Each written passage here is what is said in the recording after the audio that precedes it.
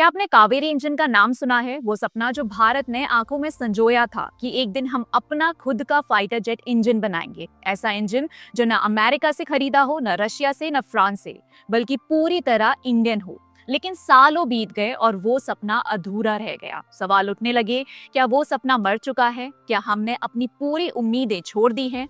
जवाब है नहीं। कावेरी इंजन आज भी जिंदा है, नई उम्मीद, नई उड़ान और एक नए मिशन के साथ। 26 मई को एक्स पर अचानक से एक लहर दौड़ती है।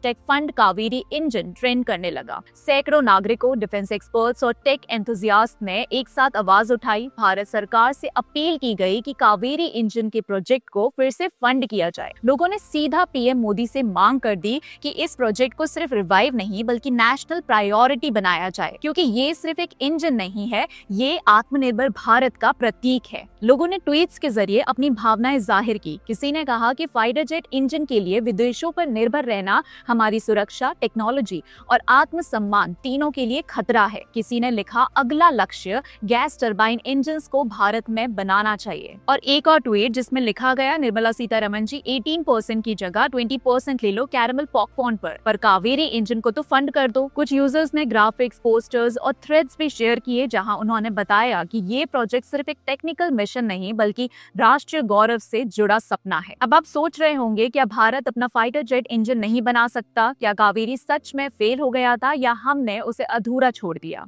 और क्या अब भी हमारे पास वापसी का रास्ता है? इन सारे सवालों का जवाब हम आपको इस वीडियो में देने वाले हैं कि फाइटर जेट इंजन बनाना दुनिया की सबसे मुश्किल इंजीनियरिंग चैलेंजेस में से एक क्यों है और भारत की राह अब क्या हो सकती है। नमस्कार, मैं हूं रानो सिंह और आप देख रहे हैं द पैम्फलेट। पहले जानते हैं कि फाइटर जेट इंजन बनाना इतना मुश्किल क्यों है। फाइटर जेट इंजन बनाने की टेक्निकल चैलेंजेस बेहद कॉम्प्लेक्स और कठिन होती हैं। इसे बनाना रॉकेट इंजन से भी ज्यादा मुश्किल माना जाता है। इसकी वजह है ये इंजन बहुत उच्च तापमान 1500 डिग्री सेल्सियस से भी ज्यादा और दबाव में काम करते हैं। इस दौरान इंजन के अंदर के पार्ट्स को न केवल बहुत ज्यादा गर्मी सहनी पड़ती है बल्कि उन्हें बहुत तेजी से घूमना भी होता है, जिससे 100 किलोमीटर पर आवर की गति से हवा को कंप्रेस करना, फ्यूल के साथ मिलाकर उसे जलाना और फिर उसे तेजी से बाहर निकालना होता है ताकि जेट को उड़ान मिले। इस प्रोसेस में यूज होने वाले मटेरियल्स को अत्यंत मजबूत, हल्का और हाई टेम्परेचर सहने वाले सुपर अलॉय से बनाया जाता है। इन्हें सिंगल क्रिस्टल टरबाइन ब्लेड्स के रूप में बनाया जाता है, जिससे एकदम परफेक्ट और बिना किसी डिफेक्ट के तैयार करना बहुत मुश्किल होता है, क्योंकि ब्लेड में छोटी सी भी दिक्कत पूरे इंजन की फेलियर का रीजन बन सकती है। इसके अलावा extreme precision machining, advanced cooling techniques और थर्मल बैरियर कोटिंग्स भी जरूरी होती हैं ताकि इंजन के पार्ट्स पिघले नहीं और लंबे समय तक काम करें। इतना ही नहीं, इंजन को हजारों घंटों तक टेस्ट भी करना पड़ता है, जहां उसे रियल फ्लाइट जैसे कंडीशंस में परखा जाता है। ऐसे टेस्टिंग्स के लिए महंगे और रेयर इक्विपमेंट्स चाहिए होते हैं जो सिर्फ कुछ ही देशों के पास होते हैं। इसीलिए फाइटर जेट इंजन बनाना एक डिकेड या उससे ज्यादा का समय और अरबों डॉलर की साइंटिफिक मेहनत मांगता है। चलिए अब शुरुआत करते हैं उस दौर से, 1990, जब भारत ने खुद पर भरोसा करना सीखा। जब पूरी दुनिया ने हमें टेक्नोलॉजी देने से मना कर दिया तो हमने ठान लिया अब रास्ता खुद बनाना है, और यहीं से जन्म हुआ कावेरी इंजन का सपना। डीआरडीओ और गैस टरबाइन रिसर्च एस्टेब्लिशमेंट ने मिलकर तय किया कि अब हम अपने फाइटर जेट्स के लिए इंजन भी खुद बनाएंगे। ये वो वक्त था जब लोग सोच भी नहीं सकते थे कि भारत एक दिन अपना फाइटर जेट बनाएगा, लेकिन हमने शुरुआत की सबसे मुश्किल हिस्सों से, इंजन से। कावेरी सिर्फ एक इंजन नहीं था, ये उस भारत का सपना था जो किसी पर निर्भर नहीं रहना चाहता था। करीब एक डिकेड तक हमारे वैज्ञानिकों ने दिन रात एक कर दिया। हर टेस्ट में एक नया चैलेंज था।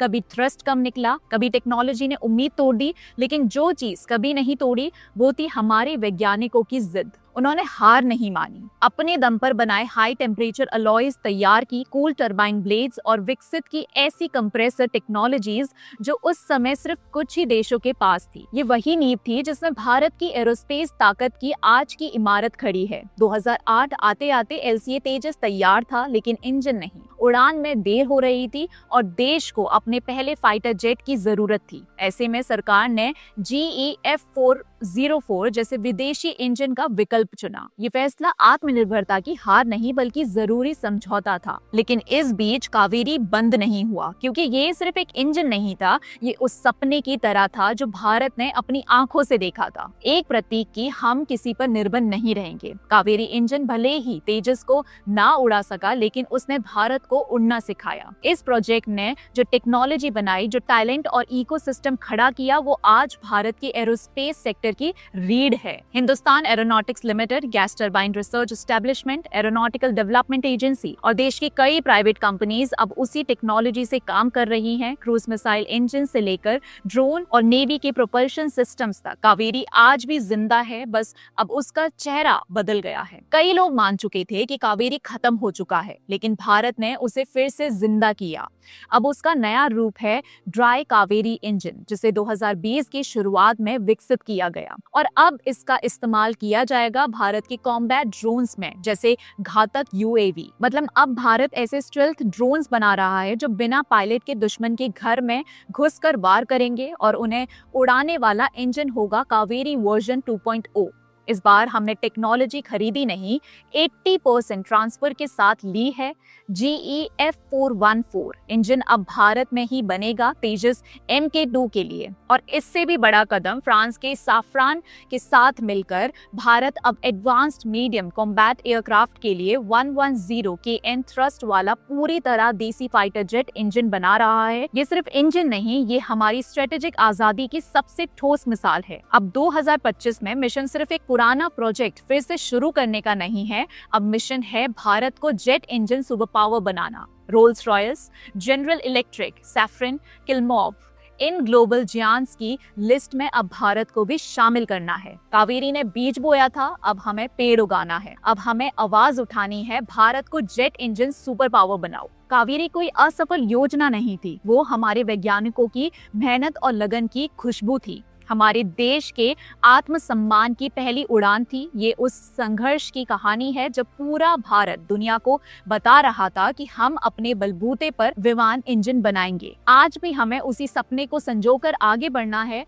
जब अगली बार कोई कहे कावेरी को फंड करो, तो हमें गर्व से कहना चाहिए, अब केवल कावेरी का नाम नहीं बल्कि भारत को फाइटर इंजन की महाशक्ति बनाना है। मेड इन इंडिया अब सिर्फ एक नारा नहीं बल्कि हमारा सबसे बड़ा मिशन है। आप कावेरी इंजन प्रोजेक्ट के लिए क्या कहना चाहेंगे? अपनी सोच कमेंट सेक्शन में हमसे जरूर शेयर करें। अगर आपको ये वीडियो पसंद आया हो तो लाइक करें, शेयर करें और चैनल को सब्सक्राइब करना ना भूलें, क्योंकि हमें आपकी बहुत जरूरत है। मिलते हैं अगली वीडियो में, तब तक के लिए जय हिंद।